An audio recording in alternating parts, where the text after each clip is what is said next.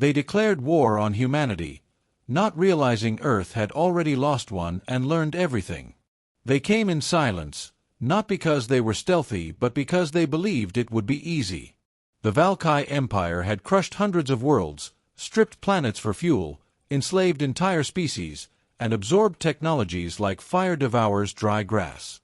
They saw Earth as backward, primitive, and politically fractured. Their scouts laughed at Terran governments, mocked their weapons, and transmitted a single message: you are not worth conquering. You are worth recycling.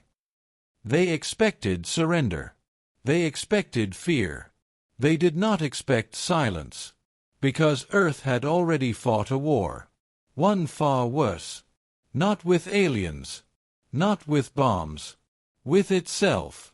The global collapse had taken 2/3 of the human population. Climate wars. Water riots. Nuclear brinkmanship. AI rebellions. Earth had been dead once. But it didn't die. It got smarter.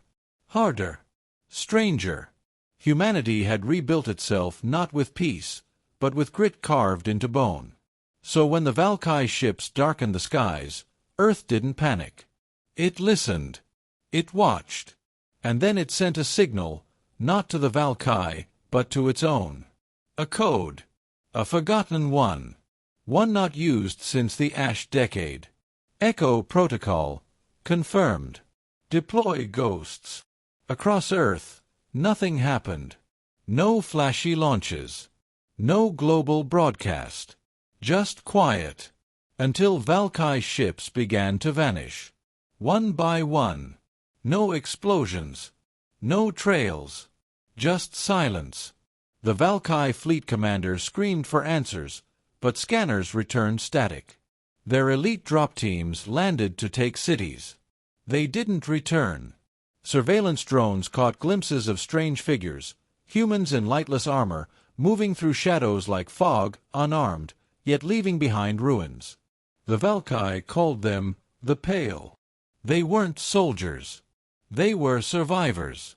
Veterans of a war Earth never shared. Men and women who lived through global collapse, who had buried nations and rebuilt them in silence. They didn't shout. They didn't hesitate. They just erased. Within days, Earth wasn't under siege, it was the predator. Val'kai ships fled toward orbit, only to find Earth's sky black with signals no machine could decode. Satellites weren't weapons. They were hunters, each packed with EMP webs, neurofrequency disruptors, and gravity lances too unstable for peacetime. But this wasn't peace. Earth wasn't defending itself. Earth was retaliating. The Val'kai flagship broadcast a final warning: submit or be annihilated. Earth replied with a 6-second video. A child playing in a park. Trees in the background. Laughter. Then a sentence on the screen: we already lost the world once. We won't lose it again. That video broke the morale of an empire. The Val'kai fired their planet killers. 3 of them. Earth didn't flinch. Because those weapons were old designs, based on physics Earth had already broken. The missiles bent mid-flight, disassembled at molecular levels, and fell to the ocean in harmless dust. Not because of tech. Because of understanding. Earth scientists had rebuilt the world from nuclear ash. They knew what fear looked like. They had outgrown it. So Earth countered not with missiles but with history. They hacked the Val'kai mainframe and uploaded 78 years of Terran war footage, unedited, raw, terrifying. Billions of Val'kai civilians watched in horror as humans crawled through radiation, fought in storms of nanite fire, and dragged broken bodies across continents to plant new seeds. Not to win, but to live. It wasn't war. It was memory. And memory was a weapon no one else carried. By week 2, Val'kai command splintered. Half retreated. The other half begged. Earth gave them coordinates. Not for surrender. For burial. The Pale were already en route.